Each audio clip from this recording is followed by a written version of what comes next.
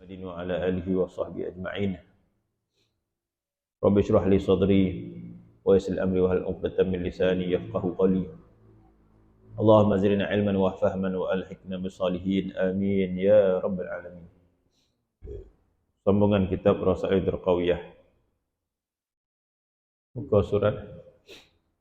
Lama tinggal lah.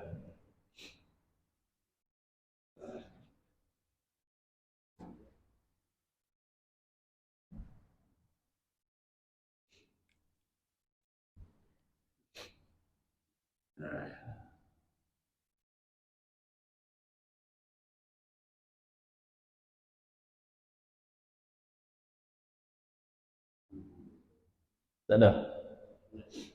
89. 89.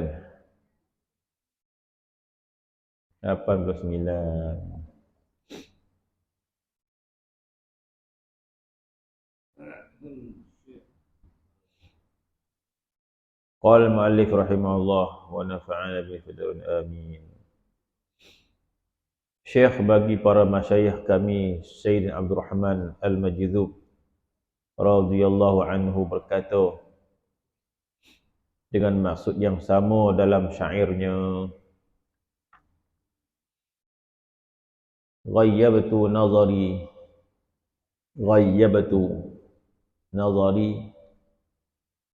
fi nazar wa ufnitu an kulli fani haqqaqtu ma wajadtu ghiyar wa amsaitu fil halihani, yang bermaksud penglihatanku lenyap dalam suatu pemandangan. Ghayyabtu nazari fi nazar, hilanglah pandanganku ketika memandang. Wa ufnitu dan aku merasai fana daripada setiap barang yang fana, barang yang binasa. Haqqaqtu, aku menyedari hakikat. Ma wajadtu, haqqaqtu ma wajadtu, dan aku menyedari, memahami hakikat dan tiada ku dapati sesuatu selain dia. Ma wajadtu ghiyar wa amsaitu fil halihani, maka menjadilah aku dalam halku bahagia. Wa amsaitu fil halihani, dan jadilah hal keadaanku berbahagia. Cerita apa ni? Iaitu cerita orang yang salik kepada Allah Subhanahu wa ta'ala sehingga Allah Subhanahu wa ta'ala memberikan ma'rifah kepada orang yang salik kepada Allah Subhanahu wa ta'ala. Jadi tujuan salik kepada Allah Subhanahu wa ta'ala adalah untuk ma'rifat pada Allah Subhanahu wa ta'ala. Tujuan salik kepada Allah Subhanahu wa ta'ala adalah untuk melepaskan hijab demi hijab untuk sampai kepada Allah Subhanahu wa ta'ala. Jadi guru kita selalu mengulang-ulang benda yang sama. Tiadalah hijab yang terlebih besar di antara kita dengan Allah Subhanahu wa ta'ala kecuali hijab diri.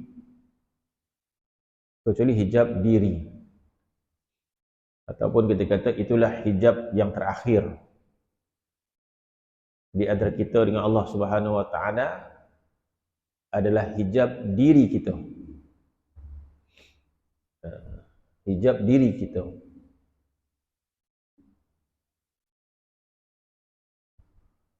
Sebab itu disebut sebelum ini dalam kitab At-Tanwir fi Isqat Tadbir, walau intahaka anka hijabul waham la waqa'al 'iyan ala faqdil 'iyan walau asyraqa nurul iqan la ghatta wujud al-akwan.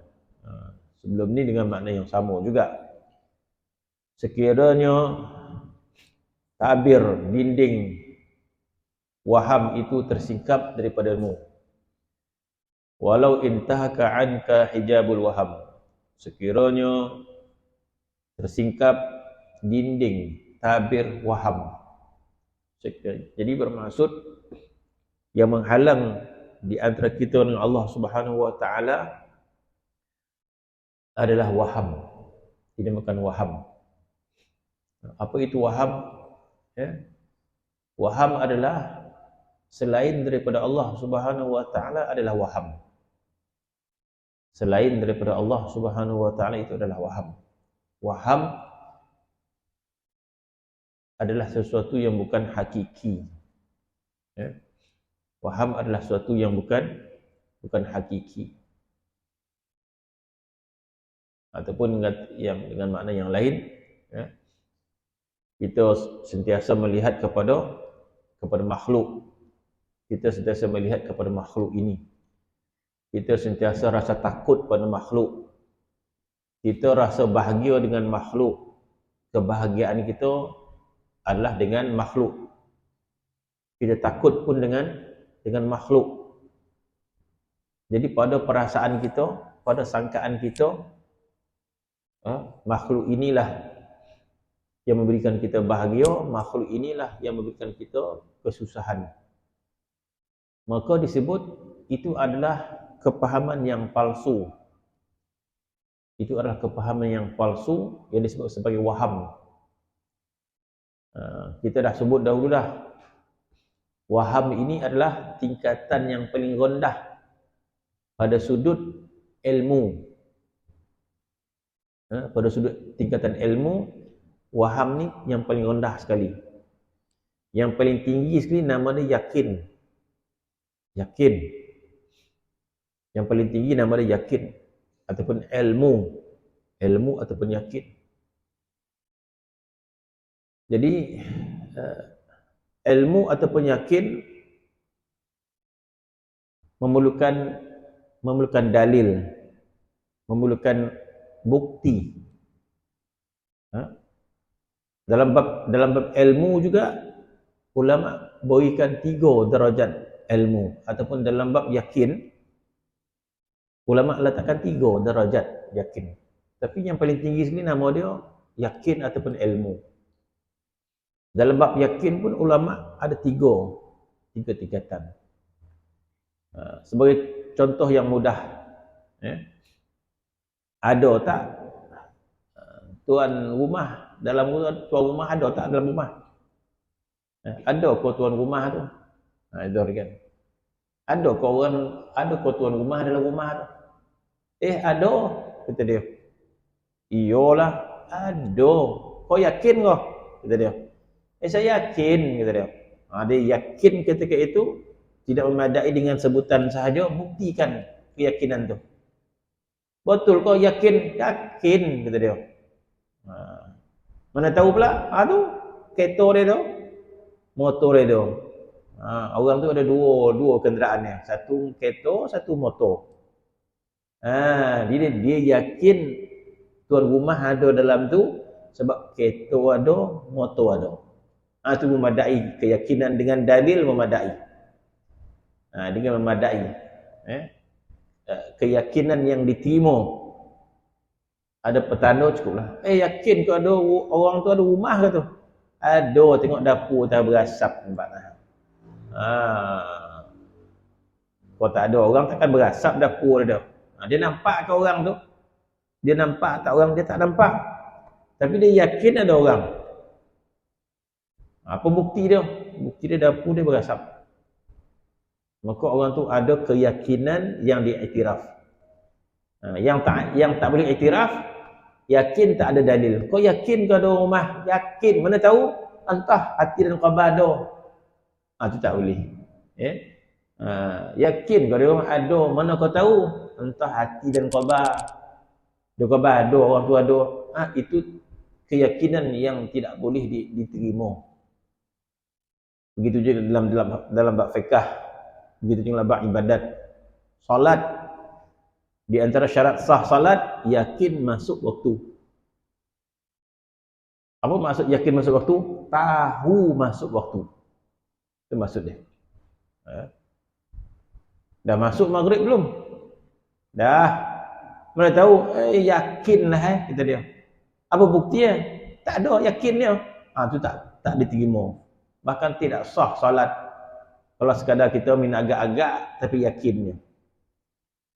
Sebab itu dalam ibadat yakin mesti ada dalil. Dah masuk waktu belum? Dah. Mana tahu? Kan dah terbang 6 matahari tu. Ada tanda dia. Maghrib masuk. Yakin masuk maghrib. Apa tanda dia? Matahari dah terbenam. Bolehlah kita buka. Dah boleh buka dah. Dah masuk waktu ke? Dah. Mana tahu? Yakin. Apa bukti yakin? Matahari dah terbenam. Ada dalil. Ada orang lebih pada itu lagi. Dia yakin bukan dengan dalil. Mana kau tahu dalam tu ada rumah, ada orang dalam rumah tu. Ada. Yakin, saya yakin. Macam mana kau yakin pula? Dah, nampak. Pintu dia terbuka tadi. Saya nampak ada orang dalam tu. Jadi dia yakin. Dia yakin ada orang dalam rumah berdasarkan dia nampak. Mana lebih kuat? Yang pertama tadi dia yakin disebabkan ada tanda-tanda, ada kereta, ada motor dia. Yang kedua dia yakin sebab dia nampak. Mana lebih kuat di antara dua ni? Dia yakin, dua-dua yakin. Mana lebih kuat? Tak dapat nak jawab. Lebih kuat lagi yang nampak. Yang nampak lebih kuat. Daripada sekadar melihat tanda-tanda. Ada yang lebih kuat pada itu lagi. Yakin tak ada orang dalam rumah tu? Yakin? Apa tanda dia? Apa dalil dia? Apa dalil apa? Tadi saya dah berpaluk dengan dia dah. Dan cium pipi dia. Kami wangi dah berbalik daripada umrah. Dah balik ke orang tu? Dah. Mana kau tahu? Kau yakin nampak ke? Bukan saya nampak, berpaluk boleh cium pipi dia. Mana lebih kuat? Daripada orang tadi mandang saja, yang seorang ni dia bersalaman, dia berpeluk dan sebagainya. Kuatlah yang ketiga tadi. Maka begitulah tahap keyakinan, sama ada dengan dalil, sama ada melihat, sama ada dia merasai betul orang tu. Maka bawah pada yakin nama dia zon. Bawah pada yakin zon. Zon ni tak ada dalil. Bila tak ada dalil dia nama dia zon. Ada tak orang rumah tu? Ada. Apa tanda dia? Entahlah, saya rasa ada. Kuat rasa hati tu ada. Zon. Zon. Kuat rasa orang tu ada tapi tak ada dalil yang membuktikan, tak ada. Dia tak dapat buktikan. Tapi perasaan dia kuat mengatakan orang tu ada. Nama dia zon. Sebab tu bila kita nak mengabarkan orang tu salah, orang tu jahat, orang tu akhlak dia tak betul, mesti ada dalil. Dia tu jangan tu dia tu penipu tu. Jadi kita nak menyebut kejahatan orang ataupun kita nak menghukum seorang yang jahat, mesti ada dalil. Itu dibenarkanlah. Dibenarkan. Tapi kita menyebut pun tak ada sebab pun tak boleh juga. Tapi kalau kita nak menyebut, nak beritahu ke orang, kau jangan berkawan dengan dia tu, dia orang menipu. Jadi macam mana kita tahu orang tu jahat, menipu, mesti ada dalil dia. Mana kau tahu? Dah 5 orang dah ditipu ada dalil. Itu tak apa. Yang tak boleh, tak ada dalil, kita hanya menyangka-nyangka saja orang tu jahat. Rasa-rasa dia tu jangan tu dia tu. Dia kata. Kita menyangka-nyangka dia tu tak betul tu. Dalil tak ada. Maka nama dia zon. Sebab itu dilarang kita su'uzon. Jangan kita su'uzon. suuzon sangka jahat pada orang, suuzon. Ada bukti tak? Entah dan rasa macam itulah dia tu. Nama dia zon. Jadi kita tidak boleh bersangka jahat pada orang. Nama dia suuzon. Atas pada zon itu ada bukti-bukti tentang suatu perkara itu dibolehkan. Tapi kalau setakat zon itu tak boleh. Bawah pada zon syak. Kalau su'us syak itu lagi tak boleh. Su'us syak, jangan orang sebut su'us syak. Orang sebut su'uz zon. Su'uz zon ni hampir-hampir nak tahu. Pun tak boleh kita bersangka-sangka dengan orang. Walaupun hampir-hampir macam dah tahu benar, tapi nama dia zon. Zon bawah pada ilmu, bawah pada yakin, sebab tak ada bukti. Kita hanya bersangka-sangka sahaja, maka dia zon. Sebab itu disuruh kita husnuzon. Itu terpuji. Disuruh kita husnuzon. Suuzon jangan. Husnuzon silakan. Apa maksud husnuzon? Kita tak pasti pun orang tu baik, tapi kita bersangka-sangka dia baik. Itu terpuji. Kalau kita tahu orang tu baik, itu kita tahu. Ini kita tak pasti, tapi kita hanya bersangka-sangka saja orang tu baik. Kita menyangka orang tu baik, menyangka. Nama dia husnuzon. Husnuzon silakan. Disuruh kita husnuzon dengan orang. Sebelum ada bukti kejahatan, kita husnuzon. Kecuali ada bukti, baru boleh kita hukum dia tak baik pada sudut ni. Tapi hanya bersangka-sangka, nama dia su'uzon. Sebaliknya, disuruh kita sebagai husnuzon. Husnuzon kita belum pasti lagi kebaikan dia, tapi kita dah bersangka-sangka baik. Bawah pada tu syak 50-50. Mana maklumat yang kita tak pasti, entah ya atau tidak. Ada tak orang rumah tu, entah rasa macam ada, rasa macam tak ada pula. Rasa macam ada, rasa macam tak ada. 50-50. Maka nama dia syak. Mana maklumat kita tak cukup, kepastian kita tak cukup. Jadi benda-benda syak ni bahayalah kita nak buat kan. Syak nak terima tak dia, ajak berniaga, masuk saham contoh dia kan. Jadi macam mana nak masuk tak, ada dah orang untung, kita pun syak kan, nak ngabar dia betul pun tak berapa nak yakin benar. Nak khabar tak betul pula, ada pula orang nak untung dah. Jadi syak kan, mana tak ada maklumat yang pasti, nama dia syak. Bawah pada syak, nama dia waham. Waham, maklumat yang terlampau sedikit. Maklumat yang terlampau sedikit. Tengok depan tu orang Colombo, kita rasa macam orang. Ada bukti tak? Tak ada, tapi sikit benar. Mana keyakinan dia terlampau sikit. Bukti tak ada. Makna benda yang bukan pastilah. Pasti ke? Pasti ke orang tu? Entahlah, rasa-rasa. Sikit lah rasa-rasa dia. Tak ada maklumat, tak ada bukti, tak ada apa. Nama dia waham. Bawah pada waham, jahil. Jahil ni tak tahu langsung. Bodoh depan tu? Entah, tak tahu. Dia tak berani nak nyebut sebab dia tak tahu. Nama dia jahil. Kalau cuba nak bercakap, nak cuba berprasangka, sikit-sikit dia rasa macam orang tapi tak dapat nak khabar. Sikit mana? Nama dia waham. Jadi bermaksud tingkatan ilmu yang paling bawah, nama dia waham. Maklumat yang paling rendah, nama dia waham. Ataupun suatu benda yang tidak pasti, mana 90% salah. Waham ni kita rasa-rasa saja, tetapi 90% salah atau batil. 90% batil. 10% je kita rasa macam betul. Nama dia waham. Jadi ulama tasawuf bagi tahu bahawa makhluk ini adalah waham. Apa maksud? Makhluk ini adalah waham. Bermaksud makhluk ini bukanlah hakikat sebenar kebahagiaan, bukanlah hakikat sebenar kesengsaraan. Tapi hati kita macam itulah. Hati kita ni dipermainkan oleh makhluk.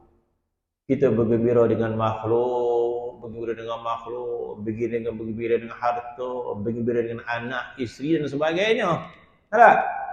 Jadi kita kata, oh, aku bahagia. Jadi ulama tasawuf kata, itu waham, kebahagiaan yang palsu. Kebahagiaan yang sebenar itu apa? Kebahagiaan sebenar adalah merasa bahagia dengan Allah Subhanahu wa taala. Ini kebahagiaan yang sebenar. Ini kebahagiaan yang hakiki. Kalau kita rasa bahagia selain daripada Allah, bermaksud kita berada dalam waham. Waham, tertipulah. Benda yang tak benar. Bermaksud, itu dikatakan kita terhijab dengan Allah disebabkan perkara waham. Yang ini makhluk ini. Makhluk ini nama dia waham. Waham bukan benda yang sebenar. Kenapa bukan benda yang sebenar? Sebab sekiranya kita rasa bahagia dengan makhluk, di sebaliknya adalah Allah Subhanahu wa taala. Bermaksud huwal awwalu. Huwal awwalu, dialah yang terlebih awal. Bukan makhluk yang kita pandang. Bermaksud sekiranya kita rasa bahagia dengan seseorang disebabkan orang itu membuat kebaikan kepada kita, lantas tertambat hati kita kepada orang tadi, maka kalau sekiranya sekadar itu sahaja, maka kita tertambat kepada yang waham. Kenapa? Sebab di sebaliknya itu adalah Allah Subhanahu wa taala. Allah Subhanahu wa taala lah yang mengkehendaki kita rasa bahagia, bukan orang itu. Begitu juga amak ayah. Kalau orang terasa bahagia disebabkan amak ayah dia, ya silakan. Tetapi kalau sekadar itu, maka dia tetap melihat kepada waham. Sebab yang sebenar adalah Allah Subhanahu wa taala. Apabila Allah Subhanahu wa taala ingin menyayangi kita, maka diberi kita amak ayah yang menyayangi kita. Maka sepatutnya kita melihat hakikat di sebalik itu. Yang paling sayang kepada kita adalah Allah Subhanahu wa taala. Maka melalui ibu bapa. Bukankah Allah Subhanahu, orang berkahwin, masya-Allah, rasa bahagia dengan perkahwinan, rasa bahagia anak dan isteri, masya-Allah. Maka tertambat hatinya pada isterinya, anak dan sebagainya. Maka kalau sekadar itu saja, makna kata tertambat hatinya kepada anak isterinya, tetapi hatinya tidak tertambat pada Allah Subhanahu wa taala. Hatinya tertambat pada anak isteri saja, kepada Allah tidak tertambat. Benci dia menghadap Allah Subhanahu wa taala. Benci dia untuk melakukan ibadat kepada Allah Subhanahu wa taala, tapi dia rasa bahagia dengan anak isteri, dia rasa bahagia, rasa lazat. Merasa kelazatan anak isteri, merasa lazat. Kepada Allah Subhanahu wa taala dia tidak merasa kelazatan. Maksud dia tertipu. Dia tertipu. Sepatutnya dia merasa bahagia dengan anak, dengan isteri, kepada Allah 2 kali ganda. Merasai bahagia. Kalau ada postman hantar barang, sekarang ni apa? Postman ada apa? Ada Ninja Turtle lah. Kan? Hantar barang kan? Bila orang tu hantar barang, kita senyum dekat orang tu. Kan? Senyum dekat orang tu. Sebab dia menghantar barang. Ya. Tapi yang lebih kita nampak, orang yang menghantar barang tu, lebih kita cintai. Ada orang hantar kita barang, ada orang post kita barang, bagi hadiah kepada kita. Sepatutnya kita rasa gembira kepada orang yang hantar tu, bukan postman tu. Tapi kita ada kepada postman yang menghantar pun kita suka juga. Tapi bila kita berjumpa orang yang menghantar tu, itu lebih kita rasa cinta. Sebab kita tahu bukan postman tu, orang tu yang menghantar. Jadi bila kita dapat barang, sebenarnya kita mencurahkan kasih kita kepada orang yang menghantar, bukan kepada orang yang menghantar tu semata. Orang yang sebenar menghantar kan. Sepatutnya. Jadi tak munasabah, logik tak masuk akal. Orang yang tukar hantar barang tu kita suka. Tapi orang yang sebenar bori tu kita tak suka. Orang yang tukar hantar barang kat kita tu, kita cium-cium pipi Oh sayanglah awak ni. Sebab hantar barang kepada orang yang hantar barang tu kita malas nak telefon dia tu. Takkan hilang akal. Takkan tak berakal. Begitulah kita. Takkah berakal kita bila kita rasa bahagia kepada makhluk tetapi tidak rasa bahagia dengan Allah Subhanahu wa taala. Dalam Al-Quran Allah Subhanahu wa taala menyebut makhluk ini perantaraan. Makhluk ini adalah perantaraan untuk menyampaikan kita kepada Allah Subhanahu wa taala. Makhluk ini adalah perantaraan untuk kita mengenali Allah Subhanahu wa taala. Apa firman Allah? Wa min ayatihi di antara tanda-tanda Allah. Ayat ni tanda-tanda kasih sayang Allah, tanda-tanda rahmat Allah. Wa min ayatihi di antara tanda-tanda Allah. Apa tanda-tanda Allah? Wa min ayati an khalaqa lakum min anfusikum azwaja litaskunu ilaiha wa ja'ala bainakum mawaddatan wa rahmah. Masya Allah. Ayat Allah Subhanahu wa taala menyebut wa min ayatihi di antara tanda-tanda Allah, tanda-tanda kasih sayang Allah. An khalaqa lakum min anfusikum azwaja. Allah Subhanahu wa taala menjadikan daripada jenis kamu azwaja, pasangan-pasangan, isteri suami. Litaskunu ilaiha, supaya kamu rasa sakinah, tenang pada dia. Ini rumah tangga yang elok ni. Ada rumah tangga tak tenang, tu tolak topi.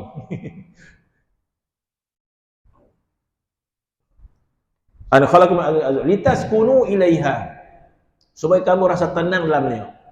Wa ja'ala bainakum mawaddatan wa rahmah, dan jadikan antara mawaddah dan rahmah. Masya-Allah. Jadi seorang yang berkahwin rasa seronok, rasa tenang, rasa bahagia dengan isteri, dengan suami, dengan anak, maka tertambat dia kebahagiaan dan dia rasa bahagia itu ada pada mereka.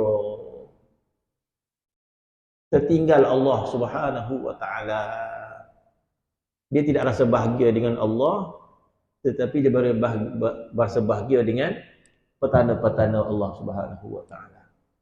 Maka nama dia hijab, maka nama dia waham. Orang ini tenggelam kepada waham, kepalsuan. Lebih daripada itu lagi, Allah Subhanahu wa taala menjadikan seluruh langit dan bumi ini untuk kenal pada dia. Apa dia? Inna fi khalqis samawati wal ard wa ikhtilafil laili wan nahar la ayatin li ulil albab. Inna fi khalqis samawati wal ard, inna fi khalqis samawati wal ard. Habis dah. Mana? Inna fi khalqis samawati wal ard, sesungguhnya pada kejadian 7 samawat ni, langit-langit, wal ard, sesungguhnya pada kejadian langit dan bumi, waqtilafil laili wan nahar, dan perselisihan siang dan malam. Apa maksud perselisihan siang dan malam? Bermaksud seluruh waktu. Apa maksud langit dan bumi? Seluruh yang ada di alam ini. Seluruh yang kita nampak di alam ini, kebahagiaan, kesengsaraan, langit dan bumi keseluruhannya, waqtilafil laili wan nahar, perselisihan dan malam ni bermaksud apa? Sepanjang waktu. Semua waktumu, semua tempat yang kamu berada,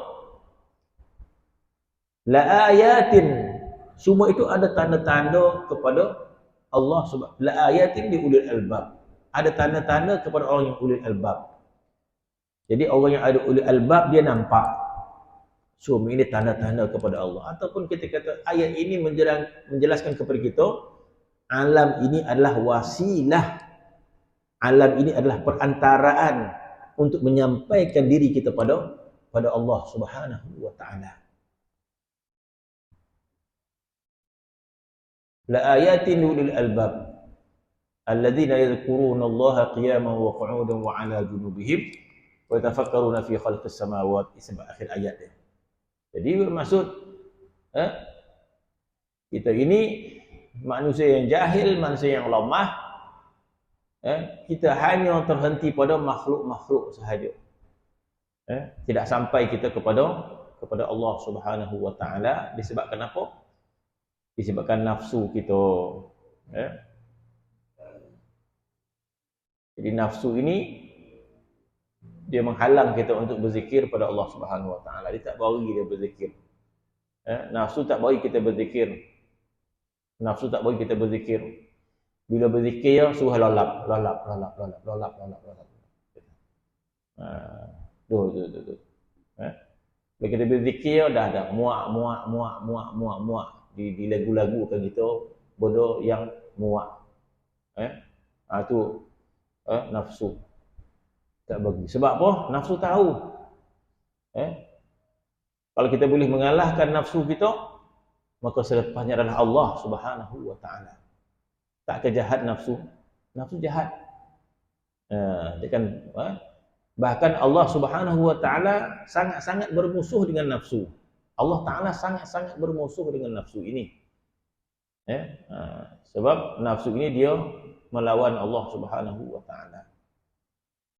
Maka tak syukur kita. Masya-Allah gitu. Maka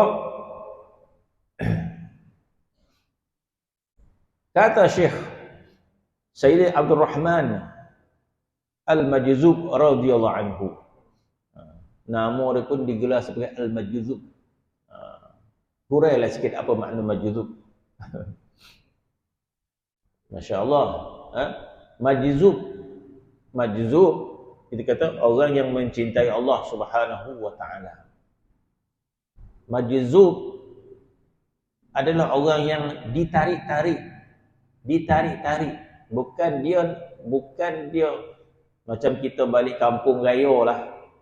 Bukan kita kata raya ni nak balik kampung. Kan? Raya nak balik kampung. Tak. Raya ni ditarik-tarik nak balik kampung. Tu dia lain beza. Tak dapat nak tahan. Hati ni macam ditarik-tarik. Nama dia majzub. Dan pada bahasa Arab biasa, kalau orang tu terlampau cantik, maka amat tertarik, disebut orang tu disebut majzub. Mana kecantikan orang tu menyebabkan ditarik-tarik orang untuk mendekati dia.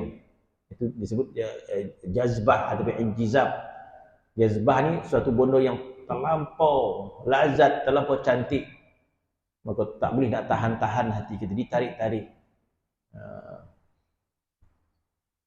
Orang terlampau rindu nak balik kampung, maka dia nak balik juga. Orang kata jangan balik, jalan jam semua. Tak. Pergi je dah. Tu maksud tarikan dia kuat. Tarikan untuk balik kuat. Orang nak pergi Mekah, contoh. Ada orang pergilah. Tengok keadaan ada duit pergi. Kalau tak ada tak apa, pergi lain kali. Betul tak? Tapi ada orang tak boleh. Hatinya ditarik-tarik. Tak boleh ni, harga mahal. Kat RM50,000, RM20,000 pun dia bayar katanya. Macam tu boleh. Mana ditarik-tarik. Jadi kalau hati itu ditarik dengan satu kekuatan yang kuat, nama dia majzub. Majzub. Kalau bahasa kita disebut gila lah, gila. Gila apa? Gila mancing. Ada orang jenis gila mancing. Ada orang dia suka mancing, tapi dia tak gila mancing. Kalau orang jenis gila mancing, hujan, huruh pun pergi dah. Dia kata, wah iya dah. Tak boleh, dia kena tarik. Dia tarik-tarik hatinya. Nak pergi juga tak boleh nak alang. Terlampau sangat. Maka nama dia majzub. Begitu juga di antara hamba dengan Allah Subhanahu wa taala, kita kata kita mencintai Allah, kita suka ibadat, kita suka berzikir. Dan bila kita berzikir, kita mendapat faedah, rasa ketenangan. Itu belum sampai tahap majzub. Dia kata. Majzub ini ditarik-tarik jiwa dia untuk beramal, ditarik-tarik jiwa dia untuk berzikir pada Allah Subhanahu wa taala. Ataupun ditarik-tarik lidah dia. Lidah ni ditarik untuk menyebut nama Allah Subhanahu wa taala. Kita paksa lidah kita berzikir. Ikut nak lalap dah ni. Tengok orang berzikirlah. Apa khabar dia orang? Kita pun paksa lidah kita berzikir. Mungkin kita merasai ketenangan zikir. Rasa tenanglah zikir ni. Nak berzikir lagi lah. Itu baru nak berzikir. Kalau majzub, Masya Allah. Itu ditarik-tarik. Maksud orang itu ditarik-tarik untuk menuju kepada Allah Subhanahu wa taala. Maka nama dia majzub. Sebab itu ulama mengatakan kedudukan majzub ada dua. Kedudukan majzub ada dua. Ada orang didahului dengan salik, maka diakhiri dengan majzub. Ada orang didahului dengan majzub, kemudian diikuti dengan salik. Ada orang didahului dengan salik. Maksudnya kita dahului dengan mujahadah, berzikir. Kita ada zikir yang kita lakukan. Kita berzikir, kita mujahadah, kita berzikir, kita baca wirid. Ini nama dia salik. Kita paksa diri kita untuk berzikir. Nama dia salik. Jadi disebabkan kita istiqamah dengan zikrullah kita sabar dengan amal kita, suatu masa Allah Ta'ala tarik hati kita, majzub kita kepada Allah Subhanahu wa ta'ala. Hati kita terlampau cinta kepada Allah Subhanahu wa ta'ala. Hati kita terlampau kasih, ditarik-tarik lidah kita agar menyebut nama Allah Subhanahu wa ta'ala, mengikut darajat keadaan orang majzub dengan Allah Subhanahu wa ta'ala. Sehingga keadaan orang yang majzub dengan Allah Subhanahu wa ta'ala, dia tidak boleh menahan lidah dia untuk menyebut nama Allah Subhanahu wa ta'ala. Dia tidak boleh nak tahan lidah dia untuk menyebut nama Allah Subhanahu wa ta'ala, maka kita disebut orang itu majzub. Dan majzub ini di antara orang yang sadar dan majzub. Majzub ni dia tak boleh nak kawal diri dia. Kalau dia sadar, bermaksud dia diperintahkan lidahnya untuk berzikir kepada Allah Subhanahu wa ta'ala. Diperintahkan lidahnya untuk menyebut nama Allah Subhanahu wa ta'ala. Bila majzub, dia tidak boleh menahan lidah dia untuk menyebut nama Allah Subhanahu wa ta'ala. Maka di antara hal para ulama, dia betul-betul dirinya majzub, sedar. Sekiranya orang itu banyak kali mengalami hal keadaan majzub, banyak sekali hal keadaan majzub pada diri dia, terus dikirakan orang itu al-majzub. Sebagaimana Syekh Abdul Rahman ini. Pada Sayyidi Abdul Rahman ini, Masya Allah, orang yang kuat berzikir kepada Allah Subhanahu wa ta'ala, tetapi dia mengalami hal keadaan majzub, sering mengalami hal majzub. Dan kebiasaan orang yang mengalami hal majzub, dia tidak menghiraukan orang lain. Dia dengan diri dia saja. Dia tak ia orang lain, dia dengan dirinya saja, dia dengan Allah Subhanahu wa ta'ala. Dia tak saudara dengan orang lain pun. Maka kita kata nama orang itu majzub. Majzub dengan Allah, Masya Allah kita kata. Silakan. Yang mazmumah, kita majzub dengan dunia. Ada juga orang majzub dengan dunia. Jadi majzub dengan dunia, tak saudara diri dan mabuk dengan dunia. Kita majzub lah. Ada orang tu dia dengan dunia lah. Tapi solat, tetap solat. Ibadat tak ibadat, dia suka juga dunia, tapi tak sampai pada majzub. Ada orang hanyut dengan dunia, tak hirau ibadat, kita kata orang tu majzub, tenggelam dia dengan dunia, lupa dia tentang akhirat. Begitu juga dengan Allah Subhanahu wa ta'ala. Maka perihal Syekh Sayyidi Abdul Rahman ini, perihal dia majzub, maka digelarkan kepada diri dia al-majzub. Orang yang begitu mencintai Allah Subhanahu wa ta'ala, maka Dia kata apa? Dia kata ghayyabtu nazari fi nazar. Masya-Allah. Penglihatanku lenyap dalam penglihatan.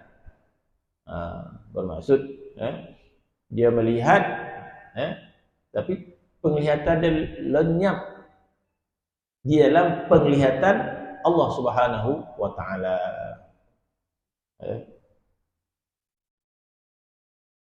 Wa ufnitu an kulli fani, dan fana diriku daripada segala fana. Bermaksud dirinya fana kepada Allah Subhanahu wa taala sehingga dia fana kepada yang fana itu. Apa maksudnya ni? Jadi ulama kata orang yang betul-betul fana dengan Allah Subhanahu wa taala adalah orang yang fana terhadap fana itu. Apa maksudnya? Bermaksud ada orang yang fana kepada Allah Subhanahu wa taala, dia dapat bercakap dia. Oh, dan fana dengan Allah taala. Kalau dia khabar dia fana dengan Allah taala, itu bukan fana nama dia. Kau jangan bercakap dengan Dan lah. Apa? Dan tengah fana dengan Allah taala. Iya ke? Iya kata dia. Bermaksud dia masih lagi boleh melayan kita bercakap dan dia sadar lagi dia fana, maka itu bukan fana nama dia. Jadi fana ni dia pun tak tahu dia pun fana. Itu maksudnya. Itu maksud wa ufnitu an kulli fanin. Aku fana daripada fana. Bermaksud dia tak sadar dia fana. Masya-Allah. Mana begitu kuat pandangan dia terhadap Allah Subhanahu wa taala, maka fana daripada segala makhluk ini sehingga dia fana daripada fana itu. Dia pun tak sadar dia fana dengan Allah Subhanahu wa taala. Haqqaqtu ma wajadtu ghiyar. Dan aku menyedari hakikat. Jadi hakikat di sini maksudnya hakikat ini maksud adalah Allah Subhanahu wa taala. Hakikat adalah Allah. Allah huwal haq. Kita kata Allah taala disebut al-haq. Allah taala ada al-haq. Allah taala adalah hakikat. Jadi bermaksud apabila orang itu merasai kewujudan Allah Subhanahu wa taala, maka orang itu telah mencapai hakikat. Bila orang itu merasai kewujudan Allah Subhanahu wa taala, maka orang itu sampai hakikat. Dan sepatutnya lah orang yang merasai kewujudan Allah, maka tidak sepatutnya dia merasa sedih di atas dunia ni. Tak sepatutnya rasa takut, tak sepatutnya rasa sedih, sebab dia telah merasai kewujudan Allah Subhanahu wa taala. Orang yang telah merasai kewujudan Allah bermaksud tidak selayaknya dia rasa sedih. Kalau dia masih lagi sebab sedih, bermaksud dia tidak makrifat pada Allah Subhanahu wa taala. Dia belum menjumpai Allah Subhanahu wa taala. Hatinya belum musyahadah pada Allah taala. Dia belum kenal Allah Subhanahu wa taala. Hati kita masih terhijab dengan Allah Subhanahu wa taala, sebab hati kita ni dipermainkan oleh nafsu kita. Yang nama dia sedih, yang nama dia gembira, semua makhluk. Maka kita hanyut, maka kita tak kenal Allah Subhanahu wa taala. Sekiranya kita melihat al-haq, melihat kepada Allah Subhanahu wa taala, maka tidak sepatutnya kita rasa sedih. Sebab kita telah merasai kewujudan Allah Subhanahu wa taala, maka tidak sepatutnya kita rasa sedih. Sebab itu Allah Subhanahu wa taala sebut dalam Al-Quran, ala inna awliya Allah la khaufun alaihim wa la hum yahzanun.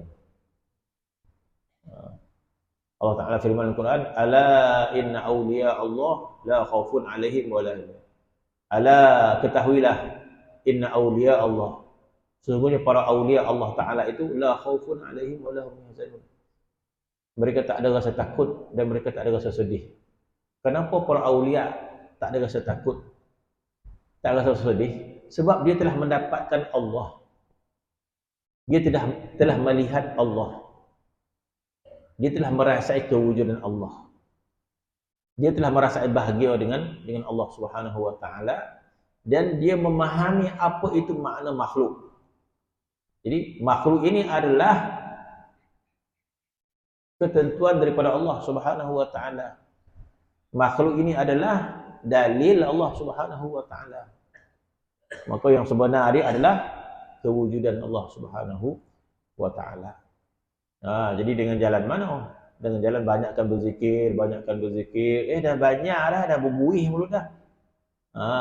Maknanya nafsu kita ni tobal, nafsu kita ni jahat. Seseorang tu tak sama penyakit dia.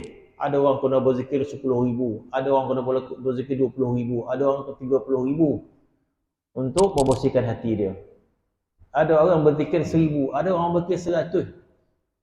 Ada orang hanya berzikir beberapa detik kepada Allah Subhanahu wa taala, maka dibuka hijab oleh Allah Subhanahu wa taala mengikut tebal atau nipisnya nafsu kita. Maka akhirnya haqqaqtu ma wajadtu ghiyar, kata. Dan aku menyadari hakikat dan tiada aku dapati sesuatu selain daripada dia. Wa amsaitu fil hali hani. Wa amsaitu, maka jadilah aku dalam hal bahagia, kata dia. Maka dia akan bahagia. Sebab bersama dengan Allah Subhanahu wa taala, maka kita rasa bahagia.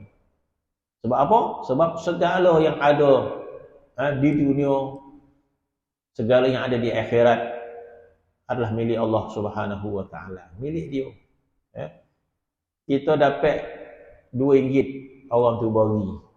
Kita tak kenal pun orang tu. Dapat RM2, dapat RM10. Kita rianglah. Ada orang tu dapat tubuh badan orang tu.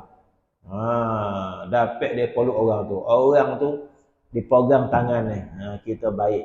Kita dua orang bersaudara, kata dia.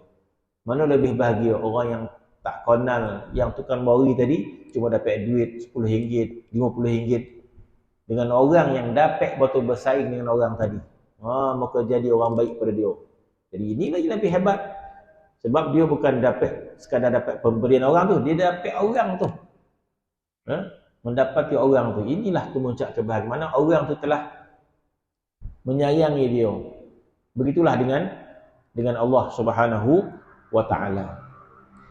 Jadi bila seseorang itu telah tahqiq hatinya dengan Allah Subhanahu wa taala, pandangannya, cintanya dan sebagainya, maka inilah keadaan yang sebenar. Maka katanya, maka menjadilah aku dalam hal kebahagiaan. Oleh itu, janganlah hendaknya terbayang pada akalmu ada sesuatu beserta Allah Subhanahu wa taala, kerana hanya sahaja Allah Subhanahu wa taala sendirinya. Kerana hanya Allah sendirinya beserta Allah, sebagaimana yang telah disaksikan oleh orang yang menyadari hakikat. Hanya orang yang belum menjalani tarik ini jua yang tidak mengetahuinya. Mana keadaan orang yang berzikir kepada Allah Subhanahu wa taala sehingga mencintai Allah Subhanahu wa taala, sehingga Allah Subhanahu wa taala memberikan kita rasa bahagia dengan Allah Subhanahu wa taala. Allah Subhanahu wa taala memberikan kita kepahaman tentang Allah Subhanahu wa taala, bukan dengan makhluk semata-mata. Wallahu ta'ala alam. Bismillahirrahmanirrahim. Rabbil alamin wassalatu wassalamu